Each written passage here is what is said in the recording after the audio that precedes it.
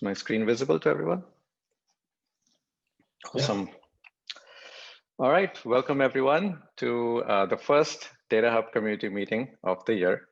It's been a pretty impactful year for everyone, professionally, personally.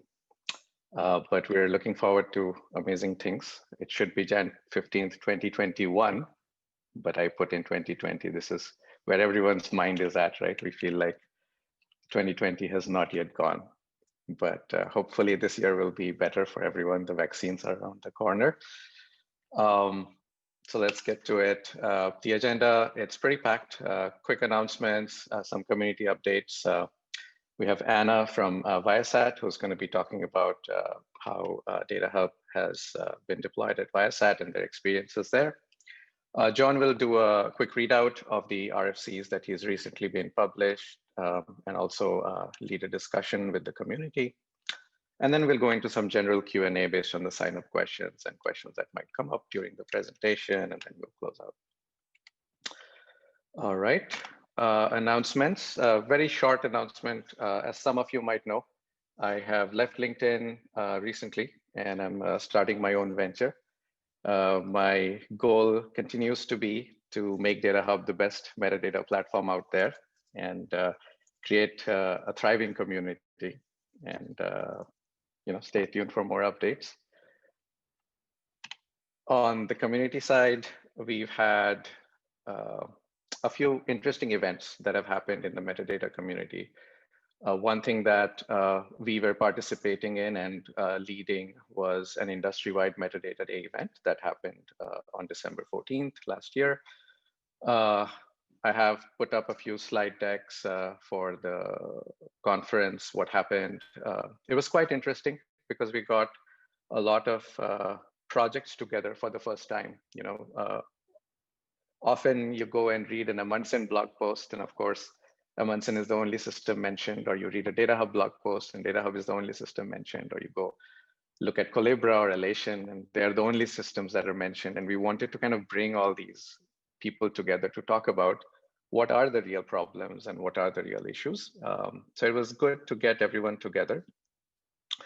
I was actually going over the survey results and it's been a busy time.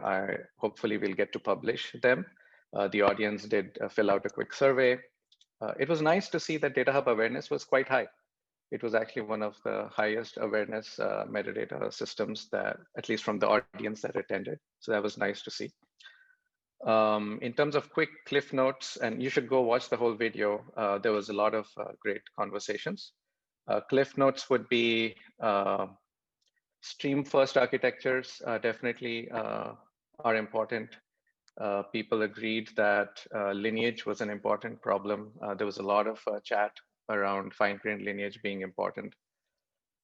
And some of the big thinkers who have actually lived through this journey many more times than we have throughout other industries, they repeatedly kept warning us about the dangers or the challenges in getting higher level understanding from metadata.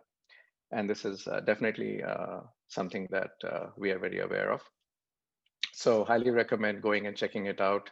And hopefully, we'll have more of these events and kind of spread the metadata word across the industry. The next thing from a specific Datahub community perspective is I dropped in a poll end of around Christmas time. I was actually quite surprised to see how many people were still around and voting. So thanks for all the votes. We've got quite a few. I did a quick scan over which ones got the most votes and tried to bucket them. As expected, product features are at the top of the list, top of mind for everyone. Field level lineage, showing pipelines and flows, being able to have social features, business glossary dashboards. And funnily enough, visualizing the metadata model was actually voted up quite high. So I thought, it was something that we usually talk about in our engineering meetings, and we're like, hey, it'll be very cool to see it. But it was very nice to see that it was something that was actually voted up by the community as well. On the integration side, no surprises there. Airflow and S3 were up very high on the list.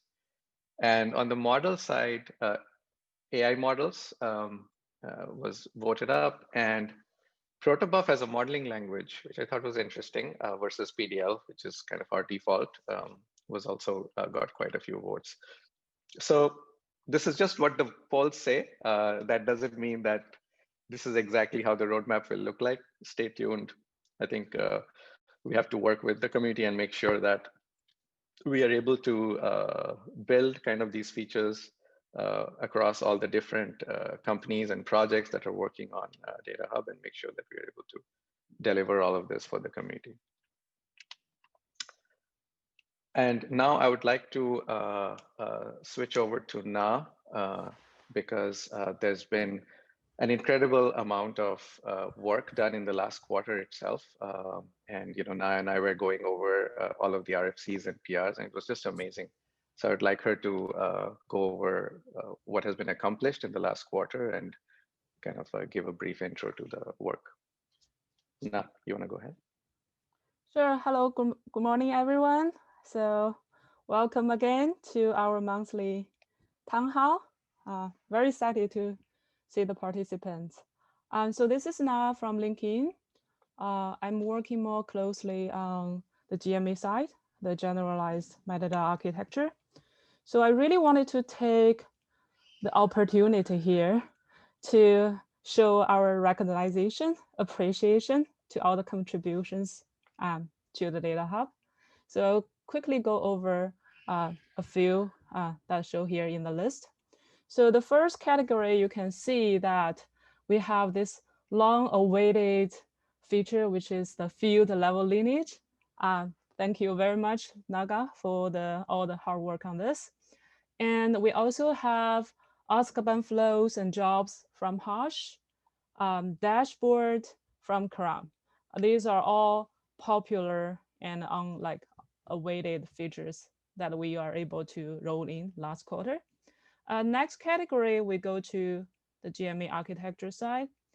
Thank you for John to start moving the code to another repo we call Datahub GMA. So this will try to decouple the backend GMA that supports the Datahub application so that the users can actually extend from Datahub GMA to build your own application and other use cases. So that's very cool. And another one is we call SCSI, SCSI, which actually stands for Strong Consistency Secondary Index. This is trying to provide the read after write consistency in our system. So the other two secondary index, search and graph, are eventual consistency. And we also see a lot of and more coming RFCs. One is from, I think maybe his name is called Madhu. I'm not exactly sure, but yes. I put his ID there for business glossary RFC. That's great. And also we have a recent RFC from Joyce for GraphQL. Thank you very much for all the contributions. We are looking forward to more coming this year. Absolutely. And one of the things, being at LinkedIn, I know how hard it is for some of the engineers to actually keep both the internal Data Hub going, as well as make sure that the open source Data Hub continues to stay vibrant. So a lot of appreciation for all of the work you've done. I know for many people, it's actually like a second job to not only keep LinkedIn up and working well, but also keep engaging and building integrations with the community. So it's been great. Thanks for all the contributions. Moving on to a little more fun. We are also, and thanks Na for some of the meme suggestions that she gave me last night. We are also starting to give some shout outs to specific people in the community. And this is the first edition of what I would call the Datahub Awards.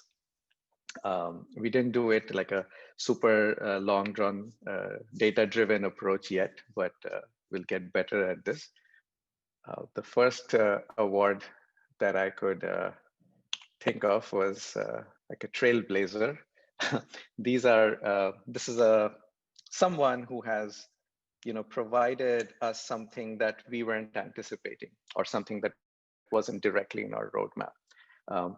And this is, we are often busy with our blinders on, saying, this is what we want to build, and we keep on working against this. And then suddenly something comes in and says, well, how about this? And so this time the award goes to, no surprises, Saxo Bank for contributing not just business glossary, which now called out, but also Kubernetes. So they have actually been amazing partners, driving a lot of these advanced things that we don't directly think about. There's like a FIBO financial glossary that they contributed. It was not something LinkedIn was focusing on. So thanks for all of the contributions. I don't know if anyone from Saxo Bank is on the call and would like to just say a couple of words. Yeah, Shashanka. Oh, hi, Shita. One second. Hi. So I think, yeah, thank you so much for calling out Saxo Bank. And I think it has been an amazing, amazing partnership in last 8-9 months. We got a lot of support from LinkedIn. And, definitely this is the third generation architecture. We didn't realize what we were picking up when we picked it up. But I think the entire bank, including the governance committee and the business stakeholders, are very, very convinced of our selection of the tool. And it has been made easier by the partnership that we've got for LinkedIn. And our vision of selecting this is now true, right? We are evolving the culture with the tool by contributing to the community. So thanks for the amazing culture within within the community, and from LinkedIn as well. Awesome, thanks a lot. Moving on, we have newest deployment in the community, at least that I am and we are aware of. So this is the latest company that has been brave enough to push the red button and deploy Datahub to production. And the winner is Shubham Gupta at Grofers. And I checked with him last night, hey, did you deploy Datahub to production? And he said, yes. And I said, is it still up? He said, yes. So hopefully he is around to say if that experiment went well. Shubham, are you here?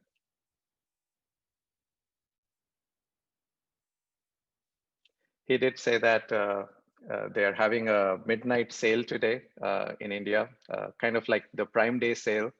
And he's on call, so he may not be able to attend. So, well, next time we will catch him. Moving on. All right, so this is the Perseverance Awards. I don't think we want to give it too often, and I'll tell you why. But this is basically the community member who has spent the most amount of time pushing something over the line. And this time the award goes to Arun at Expedia for being so persistent and pushing the ML models PR. He started in July, and then Jyoti and Kerem and I think Mars also, they were working with him very closely and helping him get it better and better. And it took him all the way up to September for us to get it to a point where we were able to check it in. We would like to shorten it, but we would love people like this who are able to actually do the right thing with us. Arun, are you around? Yeah, thanks, Shashanka. Yeah, I think the ML models, I learned quite a bit from the folks who reviewed the PR. There were quite a bit of changes from what we thought internally. So it's been a great process. And yeah, we have been with Datahub for about 8-9 months, and it's been a great journey. Thank you. Awesome. Arun will be speaking a little bit later as well about kind of the GraphQL proposal, so that'll be great to hear. Next, we have our roadmap champ. So this is someone who has kind of given us the most amount of direct feedback around our roadmap and asked us to do things that maybe were in our roadmap, but not quite prioritized or things like that, but just engage with us on the community side. And the award goes to Maggie at Spot Hero for filing multiple feature requests. And in fact, she even filed a couple of bugs on the UI. I still remember it was one afternoon, and then suddenly issues from Maggie started showing up, and I've put a few ones out here. So if Maggie is around, would be great to see what her plans are for Datahub. She was also tentative, so maybe she wasn't able to make it today.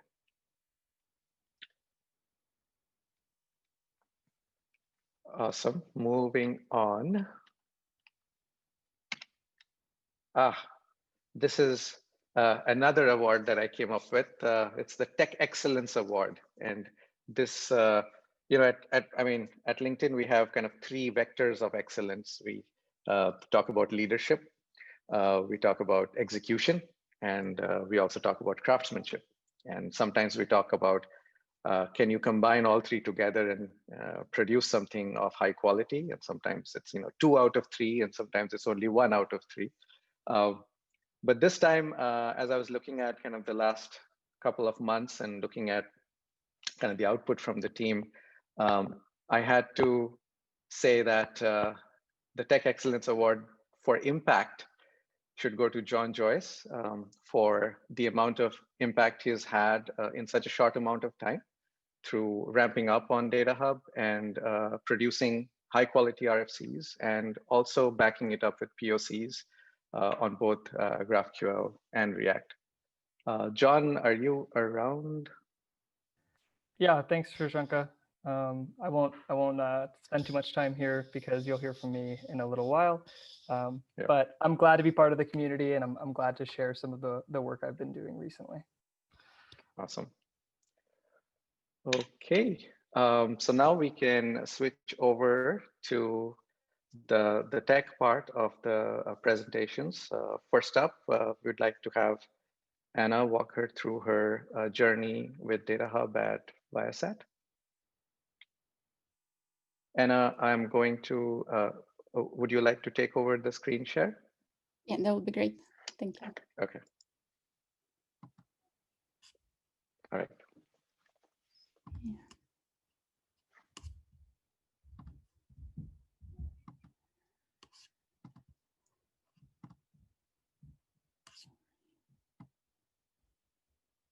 Can everyone see my screen? Yes. Okay, great. Well, first of all, thank you so much for having me. It's been really a pleasure to pick this tool and really worked with the community to get it into production. We also recently, just a couple of months ago, deployed Datahub in production. It's been working really well, and so we're excited to share how we are using it and how what our future plans and sort of how we arrived at the selection of this tool. So my role at Viasat is the technical product manager of our analytics platform. So I've been working with data for quite a bit. So it's always been a passion of mine. And so metadata is definitely part of that as well. And Viasat as a whole, we are a satellite communications company. So they're ISP. We provide internet through globally to communities, to residential, commercial, aviation, variety of other services. And so at Viasat, kind of the state of our users and data is definitely very complex. Our core data platform has, which I'm a part of, has a lot of different data sources and microservices, data flows, data analytics tools. But we also, as the core data platform was evolving, in parallel, we ended up with a lot of mini data lakes, databases, data sources all over the place. And so it's definitely been a complicated landscape to work with. In addition to that, we have a variety of different skilled users, from data suppliers and preparers, and then even within the data consumers themselves, there is different capabilities, different skills that users have when they interact with data, and from data analysts that work more with reporting tools to data scientists who are ready to really dig in and explore the data set. So there's definitely quite a complex data personas there as well. And the company has set the goal to really be very data driven. And part of it, of course, is just really even getting access to data. And how do we find all this small mini data silos and explore it to the users in a very good approached way. And so some of the challenges that we are trying to resolve, I don't think there is a really new to many of you, since you are here and part of this community. And so the siloed knowledge about data is definitely one of the challenges we're trying to address by introducing the data hub and the data catalog, helping our users to, helping our users to even find data, to remove this tribal knowledge, remove the bottlenecks where small analytics teams has to constantly work with different teams to explain to them all the data that's available and what the data contains and how to best operate with the data. So the slow analytics process of even many of our users frequently complain about even finding what data is available to them. Can they even access the data? What's where and what teams to work with when getting to the data? And it's been, even in the last couple of months, the community has been, as we introduced the data catalog, the community already been very excited. And we see a lot of users coming to the data catalog, looking and asking questions and providing a lot of feedback. So it's definitely been a pleasure to introduce that within the company. In addition to that, so one of the interesting feature challenges we're trying to solve by introducing data catalog, finding all this siloed data infrastructure and potentially integrating it into the core data platform to help the company really decrease the operational costs that today a bit inflated, to decrease operational complexity for many teams, and to really concentrate on data processing and utilization of data rather than maintaining and securing a lot of data systems around. So in the next couple of quarters, we're sort of working with multiple teams at Viasat to ingest their metadata and to understand what data is out there and how could we best address different scenarios of operating the data sets. And of course, the compliance complexity. Our compliance team has a very small team, and as the company growing and working with global customers around the world, including Europe and Brazil and Africa, so a lot of countries, as you all know, introduced different compliance laws and policies. And so the company has definitely been looking for solutions, and we have started looking at commercial solutions for data catalog, but unfortunately couldn't find anything that would really fit our needs.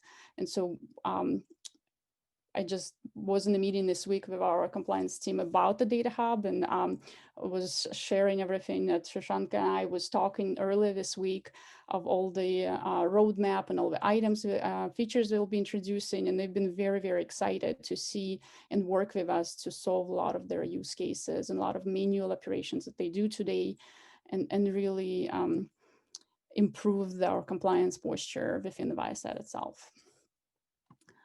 And so our technology evaluation started sometime June, I think, last year. And we were very excited, and Datahub became open source. We've been sort of following the journey of that product within LinkedIn. We've always been a fan of LinkedIn products. And we've operated Kafka, a few other systems. So it's always been really a pleasure to see when LinkedIn open sources a product. And so Datahub definitely made a list for evaluation. And some other systems we looked at is Apache Atlas. We looked at Amundsen, Netflix Metacat. And a few things that we evaluated on is really just general functionality, the feature richness. We were looking for lineage, was really important for us, ease of search of the data. different metadata ingest methods, overall security of a product, as well as data modeling flexibility was important to us because, as I pointed out earlier, there are definitely a variety of mini data silos around the company, and we definitely anticipated the challenge of trying to model all that data in a very flexible way to ensure that we onboard all the teams and not limited in that ability to onboard them, right? And so ease of development, what do I mean by this? We are sort of, we like open source products. We like to contribute to open source product as well. And so we did evaluate what tech stack is behind each of these products to ensure that we are capable of submitting PRs and really understanding the code that's needed, maybe even helping with some bug fixes with the community. So that was one of our evaluation criteria. And then ease of operations. Our team is very small, and we do operate a variety of different tools and systems. And the easier the process is, the stability of a product is really important for us, the upgrades, just really deployment and evaluation from development to production, ability to integrate and test the tools before promoting to production. So all of these components definitely were evaluated as well. The scalability, we do have a lot of data, and we do have a lot of different microservices. So when we start talking about the lineage and ability to really capture a lot of the different events that's happening with the data, we wanted to make sure that the scale is not a problem for the new tool that we select. Additionally, with a roadmap, we knew that we won't be able to sort of take advantage of all the features immediately for our customers. So we wanted to do like a slow rollout and addition of the various features within Viasat. And so we looked at the Datahub roadmap for open sourcing multiple features and really well aligned with what we were trying to do, introducing the lineage, introducing ML models, introducing some of the metrics functionality and data quality ratings. So it sort of a timeline looked great, and just the fact that we were seeing everything we needed on that roadmap was really exciting. And then community rating, just for the product itself, the GitHub rating, and just how well community supports the product. So we took a look at it as well. And I guess it's no surprise since I'm here today, the Datahub was the product we selected, and so far so good. It's been really, really good journey. So some of the things that we did deploy the backend for the Datahub. However, we implemented our own UI. Not really implemented per se, but we did have an existing interface for some of our access requests with some basic search functionality that held some of the metadata already. And so we reused that because customers were already familiar with that UI, and they were a lot of the access requests were automated, and we didn't want to remove that from our customers, and we didn't want to sort of extend and fork the Datahub UI as well. So that's sort of one of the reasons why we went with our own UI. We did also added the feedback button to our UI to gather as much of the information for our users as possible. We introduced some of the product metrics. So we have the product analytics that's being gathered from this UI to really understand how users are interacting with data, what type of features they want, as we also introduce new features to make the experience as easy as possible. And then some way flexibility of integrations with some of the tools that we have. So we wanted to keep that option. So as an example, some of the global metric store that we are working on to express that in the same interface, some of the potential visualizations of the data, like sampling of the data or some sample graphs within the within our UI itself, and maybe even for our compliance team, introducing some type of reporting mechanism within the UI and having it sort of like all integrated experience. So we went with that approach where UI is ours, but backend, we try not to fork it. We rather contribute to open source community, and we have been doing that a little bit already, which kind of leads me to the experience. So the operations, I chatted with the team this week to really understand were there any issues in deployments as we were doing it. And there were minor things in the beginning when we were integrating with our Kafka, the secure Kafka. And I believe Javier Sotelo on my team, so he contributed the small code to exposing some of the Kafka parameters at the time. And we were really happy to see that being really, I think it was like within the days that it was accepted and merged. So we were able to quickly proceed with our deployments. I think some of the other issues have been contributing as well. That's been accepted. I think he helped even with some of the code reviews. So that's been really good to see just how well the community, how sort of responsive community has been, and how accepting, so welcoming. So it's really been good for us. So as I mentioned, it's been operating in production really well for a few months now. We have kind of bypassed the full dev setup and went straight to production, and then did the dev setup so we could iterate on all the new functionality very quickly. So today we operated on both. We did, I think, we didn't do much of a complex modeling today, but so far we also had great experience to sort of port in a lot of the data that we maintained in some of our small mini catalog.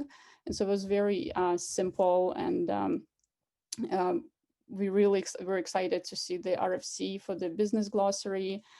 We've been looking at some of the compliance taxonomy and thinking maybe we could contribute to a conversation around that as well, since it's on our roadmap, and we're excited to work with the community to see how that could be a joint conversation. And so just even presenting here today, so it's definitely a pleasure. Thank you for having me.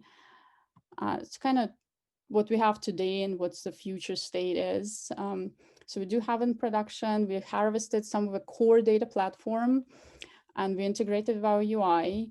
And right now we are starting to work with the rest of the Viasat teams, and we already got a lot of interest from all these teams, which was very good to hear and see, because I think it's been, we realized that we're not the only one who sort of operate the data infrastructure, but needed this functionality.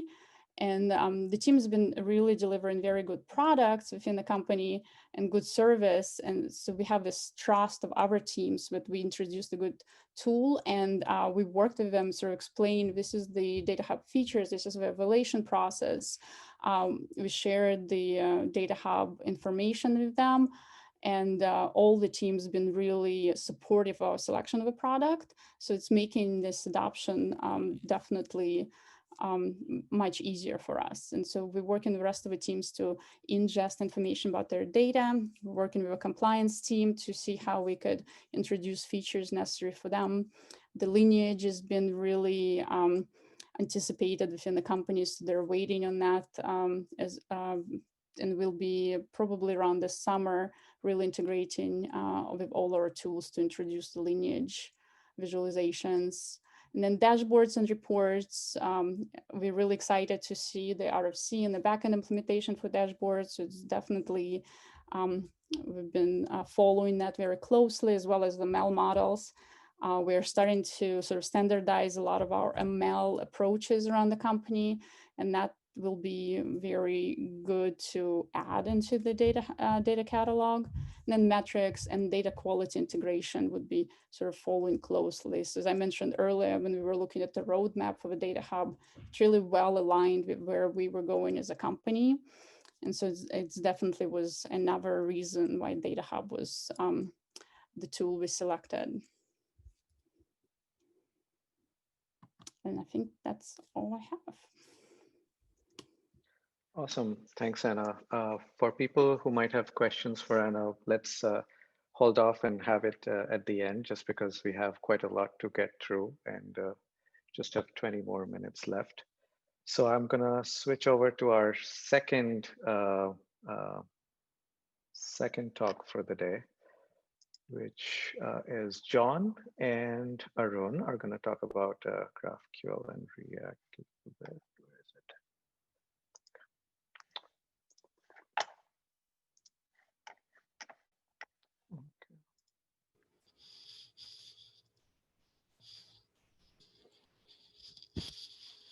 Okay, John, you want to start? Yeah, sure. Thanks, Shashanka, and thanks, Anna. That was great to hear how you guys are using it at the company. So as many of you may know, I'm kind of a recent community member. I joined about a month ago. Previously, I was working at LinkedIn on a federated GraphQL layer. And more recently, I have joined Shashanka in his venture. So as part of sort of booting up with Datahub, I set myself a goal to try to do some work on the front end. Specifically, I was looking to extend the front end to add something like dashboards or charts that have been added in the back end. And quickly, that initial goal sort of morphed into a different goal, which was to see how quickly I could spin up sort of a parallel stack on the front end, specifically choosing React and GraphQL. And what I want to share with you guys today is sort of what I built, why I built it, how I did it, and sort of what I'm hoping to get out of it and what I'm hoping I can contribute back to the community from this. So yeah, with that, I think we can head to the next slide, Shashanka. So the first thing, there's kind of two parts to what I've been working on. The first thing is actually adding a GraphQL endpoint into the existing Datahub frontend server, which is a play server. The reason I chose to add it there was that, first of all, it was just the clearest pathway. We already had the server. We can just add a new endpoint there that supported the GraphQL spec. I didn't have to spin anything else up. But also, I figured that the existing Ember app may benefit from being able to talk to a GraphQL server in the future. So I decided to place it there. And the second thing, you can see that basically what I've done is just add a little module to Datahub frontend. And the second part is introducing a new React client that talks to this GraphQL endpoint to create the views on the front end. So what we essentially have here is sort of a parallel UI stack, you can think of it as, that luckily is backwards compatible with everything that we currently have running for Ember. And so next I'm going to talk about why I chose to introduce these two things. Maybe before I do that, I can finish with one point that what I'm hoping to get out of this is to actually be able to incubate both of these pieces with the help of the community over time and iterate on them with the community collaboratively. So first, I'll talk about why I thought it was a good idea to sort of add a new application. Specifically, I had come to the project without much experience with Ember. And I think I personally faced the steep learning curve of Ember trying to get up to speed on the existing Datahub client. And so I think that technology-wise, it would make sense to add a React app, mainly because it can extend the reach and accessibility of the Datahub front end. As you guys probably know, like React is quite a bit more popular and much more familiar. So I found it much easier to kind of get up the learning curve of React than I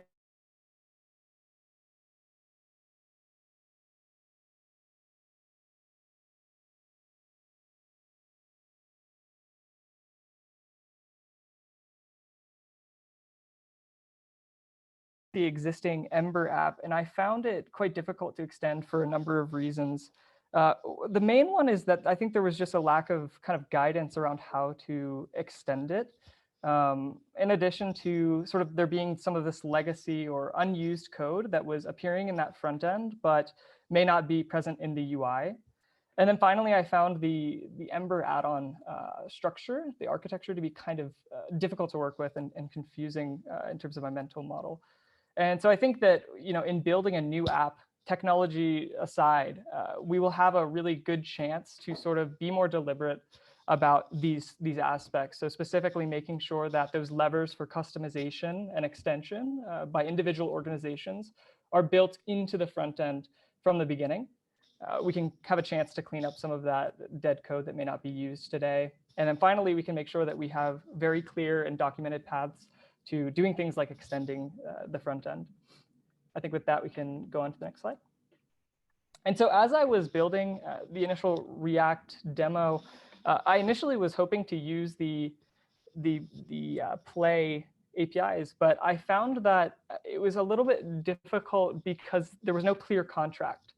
So, in order to understand what those endpoints from the Play server were returning, they were just JSON blobs. I'd have to kind of probe those endpoints directly. Some of them had sort of these view models that are specific to the client, like dataset view, and some of them were just GMS models that were passed through, so like the corp user PDL. So I found that it really helped my own personal iteration speed by sort of taking the time at the beginning to establish that explicit contract. And I think GraphQL is great for this because it provides these self-documenting, strongly typed and validated contracts. It provides like a dependency, which is this intermediate API layer that the client can depend on, which makes it also very easy to sort of switch the implementing server technology in a way that's opaque to the end client. The next thing is, I think GraphQL in itself kind of reduces the API calls as well as the noise by virtue of being able to sort of ask for exactly what you want, as well as being able to traverse related entities with fewer API calls. So there's just a reduction in this back and forth. The next thing is that it kind of minimizes the surface area that we have to expose and maintain. And so what this really means is just one less step to extending the front end, which is you don't have to add another endpoint. And then finally, I thought that GraphQL actually really models kind of what we're working with in this graphical topology of the metadata graph much more accurately than sort of these verticalized segmented endpoints. And so that's kind of why I thought GraphQL would be a good choice here. And I found that it definitely helped in just building out my demo in terms of my iteration speed. So if you guys want to see kind of how I did it, I have a few RFCs open, one on GraphQL queries, one on mutations, still some discussions ongoing, which I'll discuss in a bit.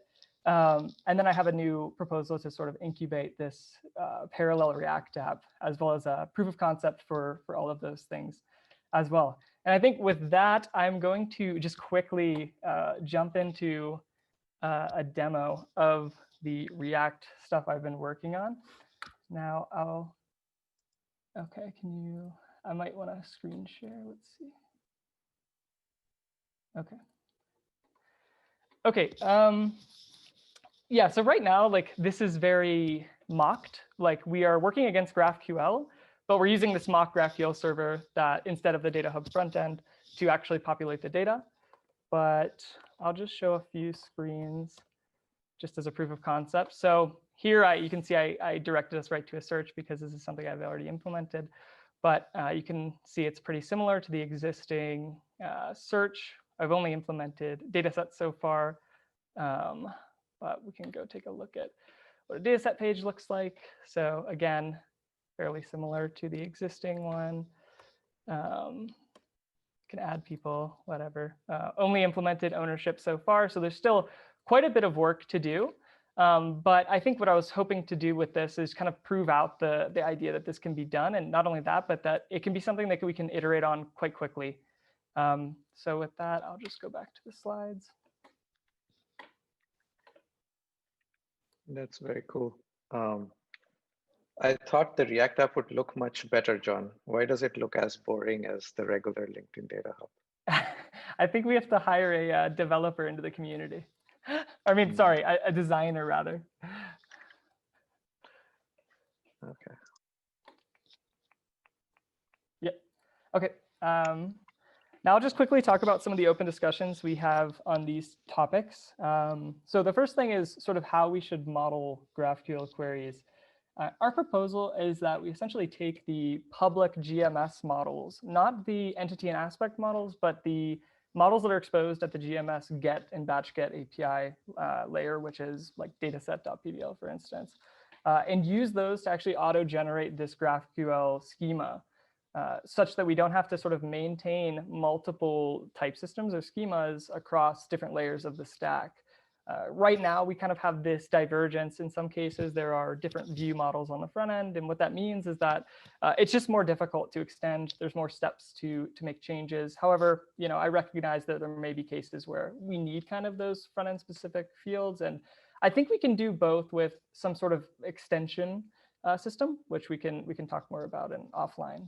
The second thing is modeling mutations. There's kind of two schools of thought floating around right now. One is sort of keeping both the mutations and the queries actually sort of entity oriented to the front end, which means we don't explicitly model this concept of entity and aspect, specifically like the differentiation between the two on the front end. And the front end simply treats all of these models as entities, just single documents, which it can do updates against, as opposed to having to have different routes or different mutations for each aspect, say ownership, schema, et cetera, that you need to change. You can just have one top level data set that you can update with all of that information. I think the downside to the aspect oriented is that you just have this more coupling throughout the entire stack where aspects as a concept sort of bleed across everywhere, right, into Datahub front end and then eventually into the client. So this is still very much an open discussion ongoing. I'm interested to hear what the community members think for certain. And then the next thing is sort of the React Ember drift problem. And I think, we're very aware that this can happen. I think our straw man is that in the long term, the React app should be kind of the default disposition of the community. And what that means is, in the short term, there's definitely going to be that functional difference as React kind of gets up to speed to match, to achieve parity with the Ember app. But once that happens, we'll have to kind of talk about how we strategize around migration. I think in our proposal, we'd sort of recommend a migration of clients from the Ember app to the React app at that point, and then eventually deprecate support for the Ember client in the long term. And with that, I'm going to talk about one other open discussion we have going right now, specifically a collaboration with Expedia, who is also interested in GraphQL, albeit in a different light. So I'm going to hand it off to Arun, who's going to talk about their experience with GraphQL and Datahub. Thanks, John. Yeah, it was really good. Yeah, so I'm Arun Vasudevan. I'm an engineer in Expedia Group. So as we were similar to what Viasat was talking about, our internal approach is also we have the backend Datahub, and our UI is completely internal that we hosted up. And so we are using the Datahub backends to pull information right now directly from the data stores. So I'll jump into some of the motivations behind this GraphQL approach internally and what we are doing along with John. So internally, we have a React and Node.js front-end application which directly talks to the data stores, the MySQL, Neo4j, in order to read some of these data. But we are now looking to also mutate the data, write data. And at this point, we were looking at some good approaches to do that, and RESTly was not something that working out for us. So GraphQL suited out better because mainly around the consumption patterns, around various endpoints that could come up in the future, and also the React and Node.js app works very hand in hand with the GraphQL API. And also we wanted to make this a standalone GraphQL application deployed, so that it could scale up to any of the future needs that we might have around any other applications or any other users wanting to pull up or push data. So that's the main motivation, and where it fits in the architecture is mainly from the front end, there would be a separate GraphQL service. As of now, we're thinking it like a Spring Boot service that would call the common resolvers. The common resolvers are basically, this is where me and John would work together on coming up with because John is calling up from his Play server, these common resolvers. So we didn't want to duplicate these resolvers. So we would try to come up with something common for both of us. And these would call the GMS DAOs directly through RESTly. The rest of the architecture would be familiar for you guys because that's similar to what Datahub is. These green components are the only ones that's added. Yeah, moving on.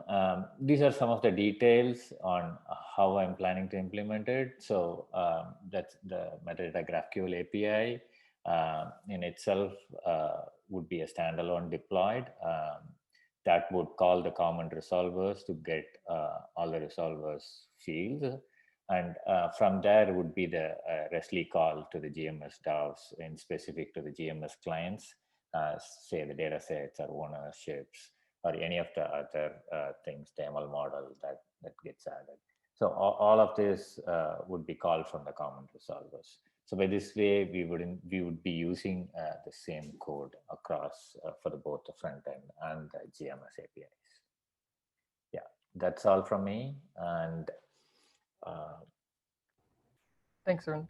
Yeah, I'll just go ahead and summarize that discussion. So although the specifics are still in flux, I think what we're thinking is that because Arun's use case requires sort of a standalone application that will not be communicated to from a front end as in like React or Ember, but instead a node server, we'll essentially have a common library that we can both work against, which has essentially a shared graph derived from the GMS models, as well as a shared set of resolvers that can be pulled into both of those deployables. And this is just the overall picture here, where you have the Expedia node server and the Ember and the React app in the picture as well here. Yep, so that's pretty much it. Thanks, Arun, appreciate it. Thank you. So just a quick wrap up. I think next steps for these proposals are to align with the community on some of the open discussions around the GraphQL architecture, as well as some of the remaining open details on the React side. And then hopefully iterate collaboratively with the community on both of these pieces over time and sort of push those in a manner that is sort of more agile as opposed to having sort of these large big bang RFCs and PRs that are going to take quite a bit of time to get in. So I think we should realize that, you know, this is considered in beta and everyone should be free to sort of push these things forward together. So with that, I'll conclude and hand it back to Shashanka. All right, thanks, John and Arun. Looking forward to the collaboration here. In terms of the general Q&A, I was just taking a look at the sign-up sheet and questions over there. One of the questions that has been asked from the community a couple of times is, we had seen some sneak peeks of the new Lineage UI. When is that getting rolled out to the open source version? So if, you know, Harsh or Nacho, you guys are on the call, maybe you can share your plans. Thanks, Shashanka. This is Harsh. I don't think Nacho could make it today, but we are actually working actively on rolling out our new UI. It's definitely a leap in terms of user experience, so it'll make it much easier to understand the flow of relationships. And the other thing that we are also working currently actively is to have jobs as nodes within the UI to connect, you know, to build the lineage end-to-end, which should also show the different transformations or movement of data happening across the ecosystem. Yeah, I think so. Stay tuned for that. We should be hoping to launch that out this quarter.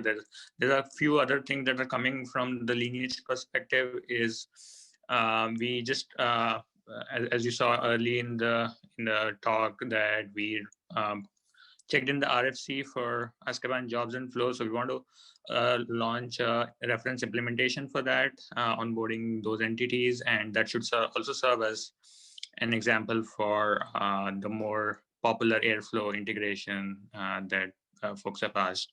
So those are a couple of things that are in the pipeline, and hopefully we'll get that out from LinkedIn as well. Yeah. Awesome. Is that going to include the Spark integration as well? Yes, that's going to include that. Yeah. Awesome. Were there any other questions that people wanted to get to?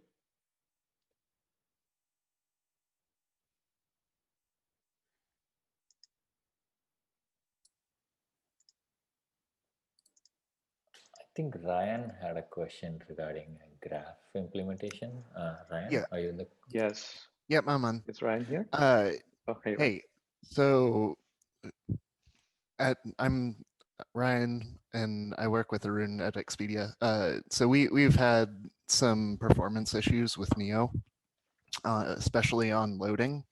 I know that LinkedIn had mentioned that they were also experiencing some performance issues, and we're looking into different alternatives and ways to fix it. One of the things I've been looking into recently is dgraph. Based on some of the benchmarks that they've posted, it looks pretty promising. I've done some preliminary tests with some small loads as well. And it looks like there's a pretty massive speed up. I was just wondering if y'all had done any research into some of other alternatives, including maybe any progress y'all have made on the Kafka Streams connector for Neo. Now you want to take that? Sure. Hey, Ryan. So for the dgraph, we actually haven't really kind of deep dive in it, but we did read the article that talks about the dgraph. And we also like the fact that this is an RDF graph. It has the native GraphQL support. It also supports strong consistency and full text search. However, I think it's also lack of the gremlin, which we try to make it as our core DL in the plan. Internally, as you mentioned for the Neo4j performance issue, yes, we realize that we are working on that in progress, and we don't have a new benchmark or any performance testing out yet because we didn't get too much bandwidth last quarter. But we'll try to get onto that this quarter. And also internally, we are, for the graph technology, we were actually also looking integrations with Liquid, which is an in-memory graph that designed and developed in LinkedIn. And Liquid is also looking for open source, starting seriously put it on the roadmap. So there might be some updates in future for this. Stay tuned. So for the dgraph, we'll see if we have more bandwidth to give it a test sometime. Okay, yeah, and I'm working on doing a quick implementation as well. So oh, that's great, actually. If y'all want to reach out or sync up on anything, then feel free to reach out. Oh, that actually sounds great. Let's actually have some offline sync up on this as well. Maybe you can do a demo next time. Yeah, we'll see. Hopefully I get something up and running that's worth demoing. Okay, cool. Great. That'd be great. That'd be great. Yeah. That's the power of the community. Love it. All right. So I think we're just on time. So thank you, everyone. And see you on the 19th of February. So we're basically standardizing on the third Friday of every month from now onwards. So, stay safe and stay healthy, and we'll see you in a few weeks. Bye.